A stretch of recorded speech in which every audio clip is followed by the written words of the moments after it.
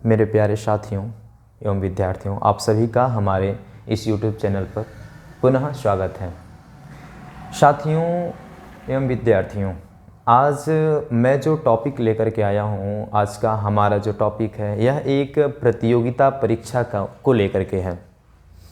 और ये प्रतियोगिता परीक्षा हमारी संस्थान के द्वारा कराई जा रही है, जिसमें सभी कोचिंग संस्थान या सभी विद्यालय, कहीं के भी बच्चे हों, किसी भी क्षेत्र से आ रहे हों, उन सब को वो सभी लोग इसमें एलिजिबल होंगे, बशर्ते वो क्लास 4th से लेकर के 12th तक के स्टूडेंट हों।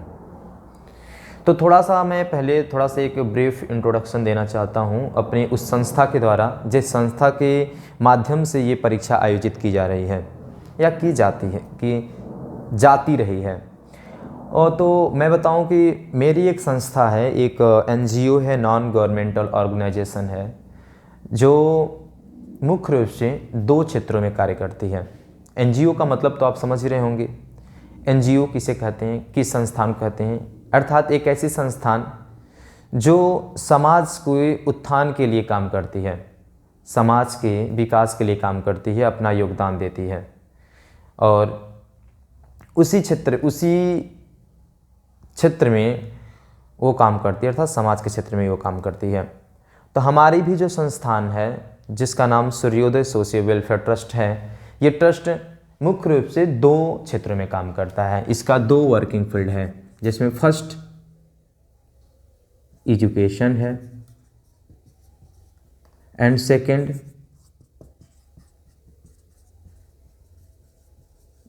एनवायरनमेंट है।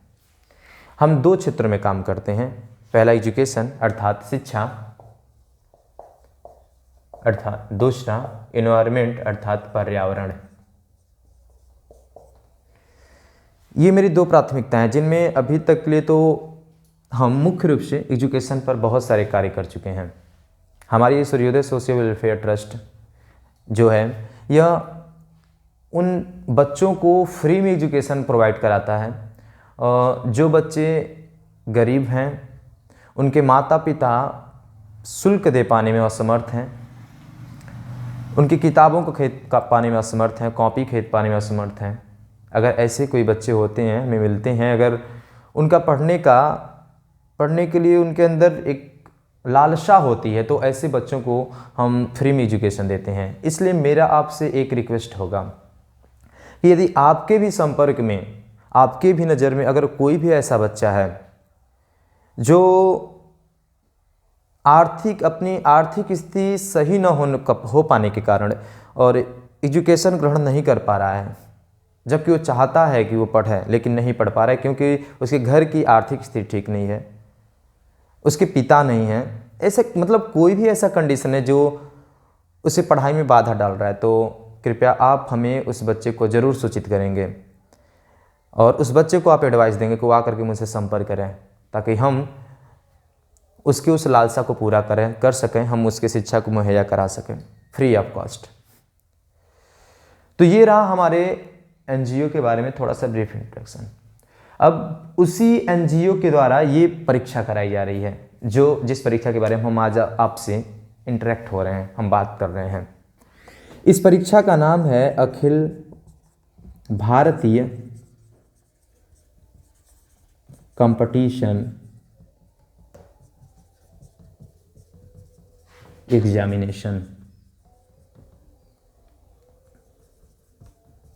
2023 अर्थात इसको लिखने का तात्पर्य क्या है कि ये मेरी अखिल भारतीय कंपटीशन एग्जामिनेशन जो है, ये पहले से कराया जा चुका है। ऐसा नहीं है कि ये कंपटीशन एग्जामिनेशन आज पहली बार हो रहा है, इसके पहले भी ये कंपटीशन हो चुका है 2015 में, फिर 16 में, 17 में 3 बार ये कंपटीशन एग्जामिनेशन कराया जा चुका है। सन 2018 के उसके बाद वाले समय में ये कंपटीशन एग्जामिनेशन नहीं हो पाया, सन 2018 में किसी वजह से, लेकिन सन 2019 में होने को ही अभी था, तब तक मार्च के महीने में ही कोरोना का ये एक महामारी जो अपना रूप ले रहा था, विकराल रूप ले रहा था, जिसकी वजह से ये परीक्षा फिर से नहीं कराया जा सका। और फिर उसी परीक्षा को आज ये चौथी बार कराने जा रहे हैं हम। अखिल भारतीय कंपटीशन एग्जामिनेशन एक ऐसी प्रतियोगी परीक्षा है जिसमें बच्चे अपने सामर्थ्य को, अपने विवेक को और बोले तो अपना आकलन कर पाते हैं कि वो कितना सक्षम है, कितना सक्षम है प्रश्नों को उत्तर देने में और कितनी उनके अंदर नॉलेज है। मुख्य रूप से कंपटीशन एग्ज़ाम तो इसीलिए ही होते हैं। मेरा भी इस कंपटीशन एग्ज़ाम कराने का मेरा भी मेन उद्देश्य यही है कि जो इस पूरे क्षेत्र के जो बच्चे हैं वो बच्चे अपना आकलन करें और इन चीज़ों से प्रतियोगी परीक्षा के बारे में जानें, क्योंकि आने वाला जो समय है या जो समय चल भी रहा है, आप देख सकते हैं ये समय जो है कंपटीशन का समय है। आजकल हर एक परीक्षाएं, लगभग शायद ही कोई परीक्षा हो, लेकिन मुझे लगता है कि हर एक परीक्षा कंपटीशन पर ही निर्भर हो चुकी है। हर एक नौकरी कंपटीशन पर निर्भर हो चुकी है। किसी भी नौकरी में जाना है तो सबसे पहले कंपटीशन एग्ज़ाम में बैठना होगा, उसे क्वालिफाई करना होगा, फिर आप नौकरी पाने के योग्य हो सकेंगे। तो मेरी सोच ये है कि बच्चे क्यों ना उन चीज़ों का अनुभव पहले कर सकें, ताकि जब उस कंपटीशन के टाइप के प्रश्नों का, उन कंपटीशन के परीक्षाओं का अनुभव जब उनको पहले हो चुका रहेगा तो उनको एक रास्ता मिलेगा और वो अपना आकलन कर सकेंगे कि हमें कंपटीशन में किस तरह के प्रश्नों को अटेम्प्ट करना है, किस तरह के क्वेश्चन को सॉल्व करना है, कैसे क्वेश्चन आते हैं। जब उनको ये सब चीज़ें पता होंगी तो वो उस रास्ते पर चलने के लिए सोचेंगे कि हाँ, हमें आगे चल के कंपटीशन में बैठना है तो हमें ऐसे प्रश्नों का, इस तरह के प्रश्नों का नॉलेज, ज्ञान रखना पड़ेगा। तो मेरा मेन उद्देश्य यही है। अगली बात यह है कि ये जो परीक्षा है, ये परीक्षा 4 ग्रुप में विभाजित किया गया है, जिसका मूल कारण यही है कि इस परीक्षा में 4th से लेकर के क्लास 4th से लेकर के 12th तक के बच्चे पार्टिसिपेट करेंगे। अगर आप अनुमान लगा सकते हैं कि क्यों हमने इस परीक्षा को 4 ग्रुप में, 4 समूह में कराने का निर्णय लिया है। 4th के जो स्टूडेंट होगा उसका जो लेवल होगा एजुकेशन का, वो लाजमी है कम होगा 12th के अपेक्षा। तो इसलिए हमने इस परीक्षा को 4 ग्रुप में कराने का निर्णय लिया है। और ये 4 ग्रुप होंगे, group A, group B, group C, group D. Group A जो है, इसमें जो है क्लास 4th to 5th, अर्थात 4th एंड 5th के बच्चों के लिए है। मतलब ये है कि जो क्लास 4th और 5th के बच्चे होंगे वे ग्रुप ए में भाग लेंगे, ग्रुप ए की जो परीक्षा होगी। ग्रुप बी जो है, इसमें क्लास 6 से लेकर के 8th तक के स्टूडेंट पार्टिसिपेट करेंगे ग्रुप बी में। इसके बाद अगला जो ग्रुप है ग्रुप सी, इसमें क्लास 9th से लेकर के 12th तक के स्टूडेंट पार्टिसिपेट करेंगे। सॉरी 9th से लेकर के 10th तक के स्टूडेंट पार्टिसिपेट करेंगे। और ग्रुप डी जो है, इसमें 11th से लेकर के 12th तक के, अर्थात 11th एंड 12th के स्टूडेंट पार्टिसिपेट करेंगे। ये 4 ग्रुप बनाए गए हैं। जो ग्रुप ए का क्वेश्चन का लेवल होगा वह कुछ निम्न होगा, ग्रुप बी का होगा जो कुछ उससे उच्च होगा, ग्रुप सी का उससे भी उच्च और ग्रुप डी का उससे भी उच्च होगा। सारे जो क्वेश्चंस के टाइप होंगे वो उस समूह के बच्चों के लेवल के ही अनुरूप होंगे, जो उनका लेवल होगा उसी हिसाब से क्वेश्चंस होंगे, और सारे क्वेश्चन कंपटीशन के बेसिस पर होंगे। कंपटीशन पे कहने का मतलब जो क्वेश्चन होंगे वो जनरल टाइप के क्वेश्चन होंगे, ज़्यादा वो क्वेश्चन जो होंगे लेंदी नहीं होंगे, बहुत शार्ट होगा, छोटा में होगा। तो आगे अगर क्वेश्चनों की संख्या हम बताएं तो जो ग्रुप ए है इसमें टोटल 50 क्वेश्चंस होंगे और 50 मार्क के होंगे। जो ग्रुप बी है इसमें 50 क्वेश्चंस होंगे और 15 का मार्क्स हो गए। जो ग्रुप सी है इसमें 80 क्वेश्चंस होंगे और 18 के मार्क्स होंगे। जो ग्रुप डी है ये भी 80 क्वेश्चंस होंगे और इसमें भी 80 मार्क्स होंगे। और आगे अगर हम बताएं तो जो सब्जेक्ट होंगे वे कुछ इस टाइप के होंगे। जो ग्रुप ए है इसका जो सब्जेक्ट होगा मैथ होगा, इंग्लिश होगा, मेंटल एबिलिटी होगा और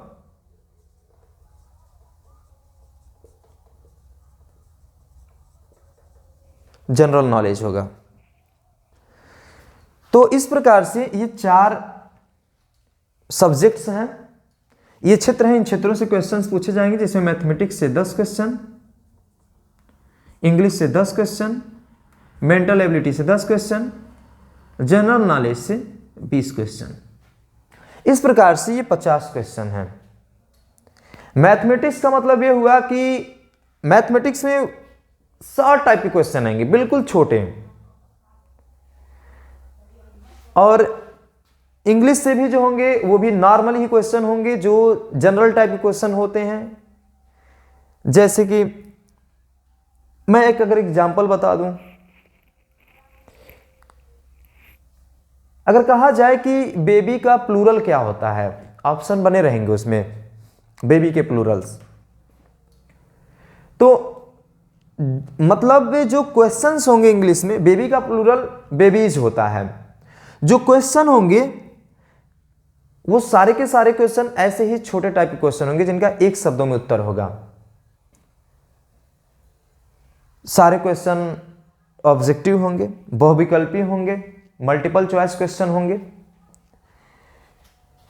इंग्लिश के जो पोर्शन के जो क्वेश्चंस किए जाएंगे ये सभी क्वेश्चंस जो होंगे स्पेशली इंग्लिश ग्रामर से रिलेटेड होंगे और कुछ अलग भी होंगे। अगले जो क्वेश्चन हैं वो मेंटल एबिलिटी से होंगे। मेंटल एबिलिटी का मतलब समझ सकते हैं कि मानसिक योग्यता से। मानसिक योग्यता कहने का मतलब ये है कि ये बच्चे ऐसा नहीं कि किसी किताबों में पढ़े हुए होंगे इस टाइप क्वेश्चन, लेकिन ये है उन चीज़ों से परिचित होंगे। उनके सामने कुछ क्वेश्चंस रखे जाएंगे, वो अपना मस्तिष्क लगाएंगे, यूज करेंगे और उसका आंसर प्राप्त करेंगे। और जो अगला जो क्वेश्चंस हैं, अगला जो है सब्जेक्ट जो जनरल नॉलेज है, जनरल नॉलेज समझ ही रहे हैं। जनरल नॉलेज में सभी ग्रुप के बच्चों के लिए जो क्वेश्चंस बनेंगे, इसमें मैं एक चीज़ स्पेशली बता देता हूं कि जो क्वेश्चंस होंगे वो जो राज्य है, स्टेट है, जैसे आप उत्तर प्रदेश में रहते हैं तो उत्तर प्रदेश से संबंधित क्वेश्चंस ज़्यादा होंगे।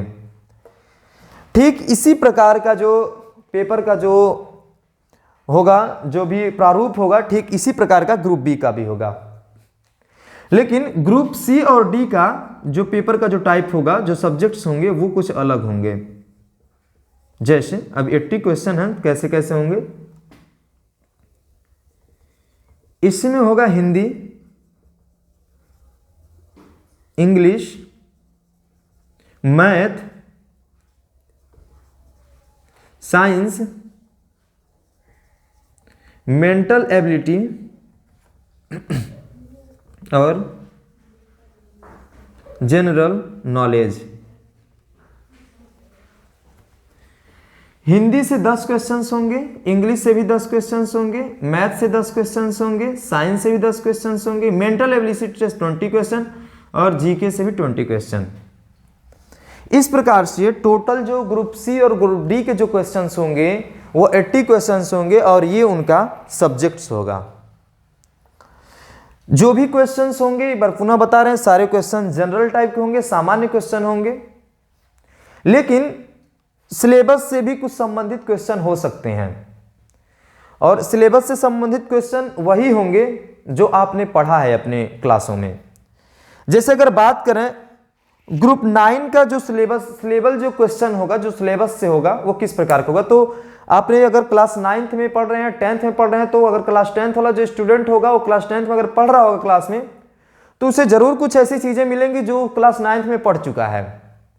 तो ऐसे क्वेश्चंस हर एक ग्रुप में बनेंगे जो दोनों क्लास में पढ़ाए जाते हैं नॉर्मली, जनरली सब्जेक्ट्स में। तो उस टाइप के क्वेश्चंस होंगे। ऐसे ही क्लास 11th और 12th के भी जो सब्जेक्ट से रिलेटेड जो क्वेश्चन होंगे कुछ इसी तरह के होंगे जो 11th और 12th दोनों में पढ़ते हैं, चाहे कोई भी सब्जेक्ट्स हो।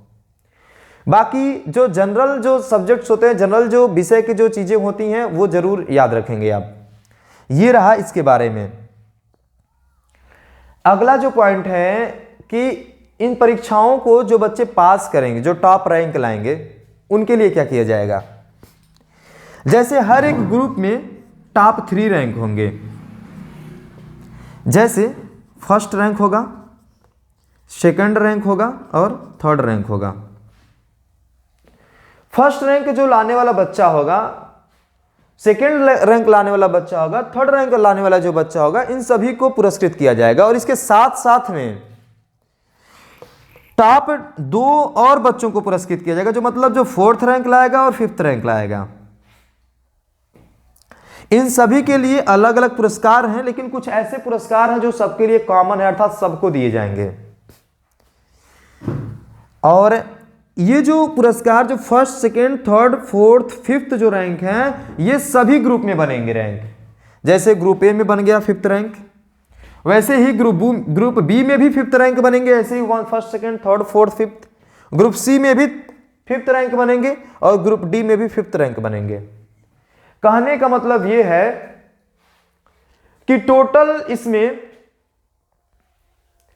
20 जो है इसमें पुरस्कार दिए जाएंगे। अर्थात सभी ग्रुप से 5-5 पुरस्कार, सभी ग्रुप से 5-5 बच्चों को सिलेक्ट किया जाएगा और उनको पुरस्कृत किया जाएगा। एक बात और बता दूं, अगर आगे देखा जाएगा जैसी परिस्थितियां होंगी, हो सके तो हर एक ग्रुप से फर्स्ट, सेकंड, थर्ड रैंक को छोड़ करके 5 और बच्चों को चूज किया जाएगा प्रत्येक ग्रुप से, लेकिन अभी उसका हम अनाउंसमेंट नहीं करते हैं, लेकिन ये मेरे विचार में है। तो पहला जो ग्रुप होगा, अब जो रैंक के बारे में बात करते हैं, किस रैंक के बच्चे को क्या पुरस्कार मिलेगा। तो पहला जो रैंक का जो बच्चा होगा, इसको जो पुरस्कार मिलेगा ये 3500 प्लस का पुरस्कार इसको वितरित किया जाएगा, दिया जाएगा, जिसमें इसको एक फर्स्ट रैंक का मेडल मिलेगा। फर्स्ट रैंक का मेडल मिलने के साथ साथ इसको दूसरा चीज मिलेगा, एक स्मार्ट बैंड, जो एक ब्रांडेड बैंड होगा। ये जो मार्केट में बहुत से लोकल बैंड भी अवेलेबल हैं जो दिखने में तो लगते हैं वैसे ही, लेकिन हमारे द्वारा जो प्रदान की जाएगी बच्चे को, जो टॉपर बच्चे को जो बैंड होगा वो बिल्कुल ओरिजिनल और ब्रांडेड बैंड होगा, जो काफी किफायती होगा। तीसरा, इनके साथ में ही जैसे पहला फर्स्ट रैंक वाले को मेडल हो, फर्स्ट रैंक का मेडल हो गया, स्मार्ट बैंड हो गया, और तीसरा इसको बुक्स के सेट दिए जाएंगे, कुछ बुक्स होंगे, और जो भी बुक्स दिए जाएंगे वो बुक काफी एक्सपेंसिव होंगे और काफी बेहतर बुक्स होंगे। और जब आप बुक्स पाएंगे तो आपको रियलाइज होगा कि हाँ ये कितने बेहतर बुक्स हैं। और इन बुक्स का भी प्राइस 750 प्लस होगा, मतलब जो बुक्स के जो बंडल दिए जाएंगे, 4 या 5 जो बुक्स दिए जाएंगे, 5 के आसपास बुक्स दिया जाएगा, और इन 5 बुक्स का जो प्राइस होगा वह प्राइस 75 प्लस के आसपास हो सकता है, 1000 के आसपास हो सकता है। तो इस प्रकार से टोटल जो फर्स्ट रैंक लाने वाला जो स्टूडेंट होगा, अपने हर एक ग्रुप का जो फर्स्ट रैंक लाने वाला स्टूडेंट होगा, उसको प्रत्येक ग्रुप के बच्चे को ये चीजें प्रदान की जाएंगी, जो 3500 प्लस जिनका वर्थ होगा, कीमत होगी। बात करते हैं अब जो सेकंड प्राइज होगा, ये जो फर्स्ट प्राइज हो गया,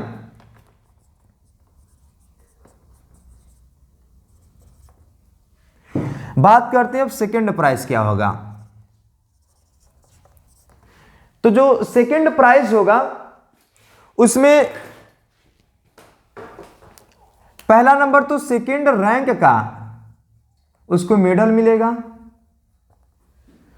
दूसरा जो है मेडल मिलने के बाद दूसरा जो है उसको स्मार्ट स्टडी टेबल मिलेगा।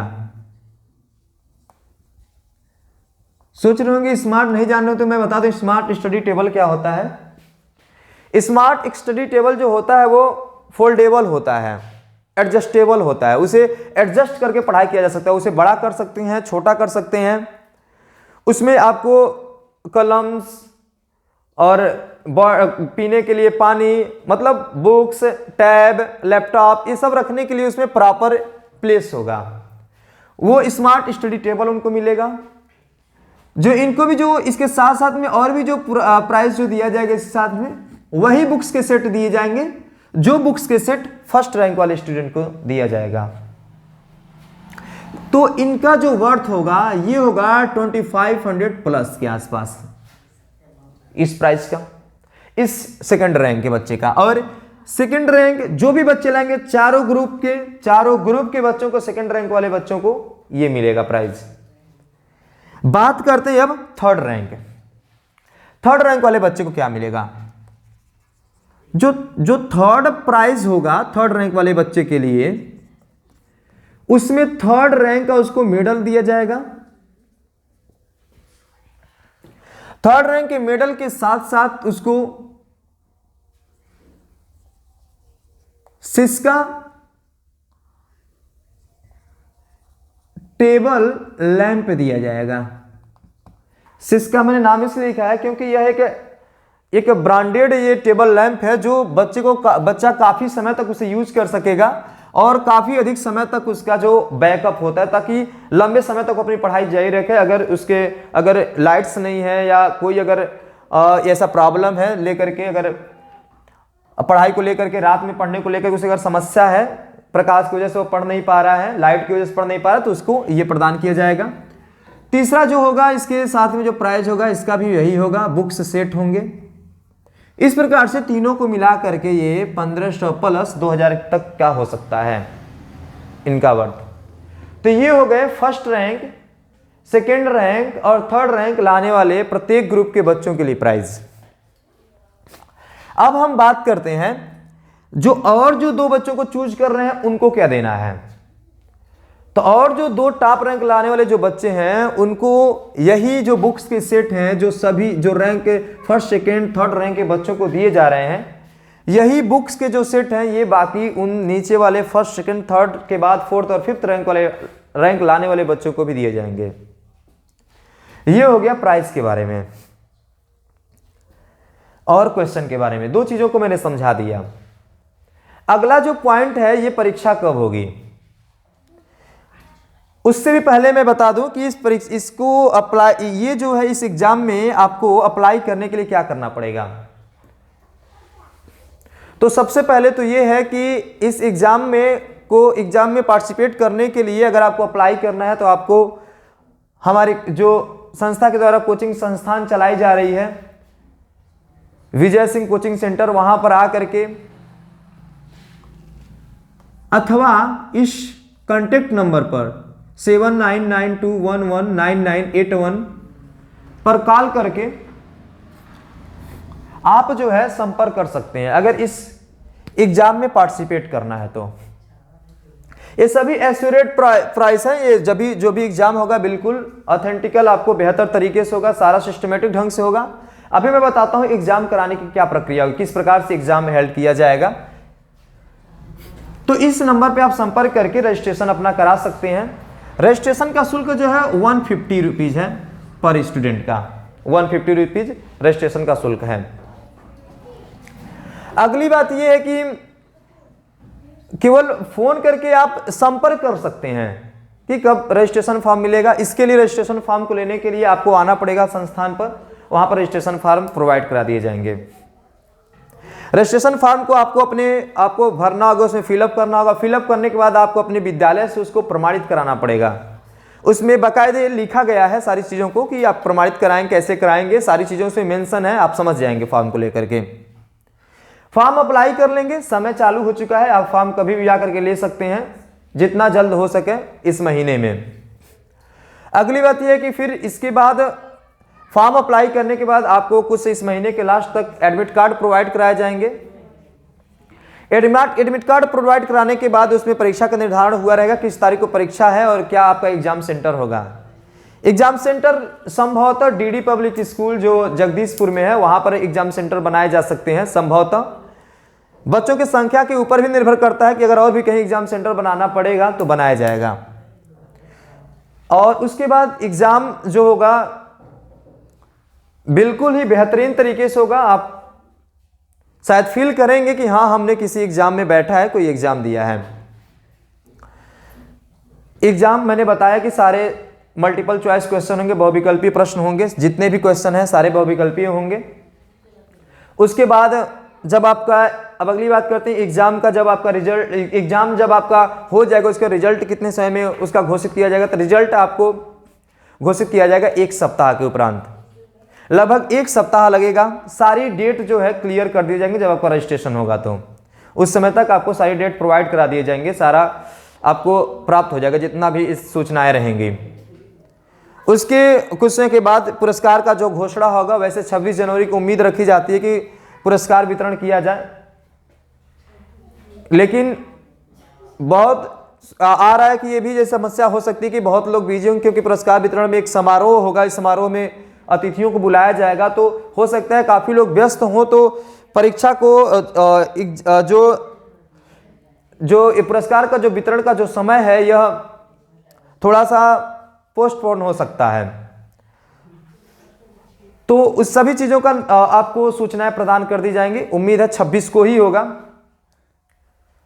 तो एक बात और, जो हर एक ग्रुप के जो क्वेश्चंस के टाइप होंगे, कुछ एग्जाम्पल के तौर पर मैं कुछ वीडियोस बनाऊंगा।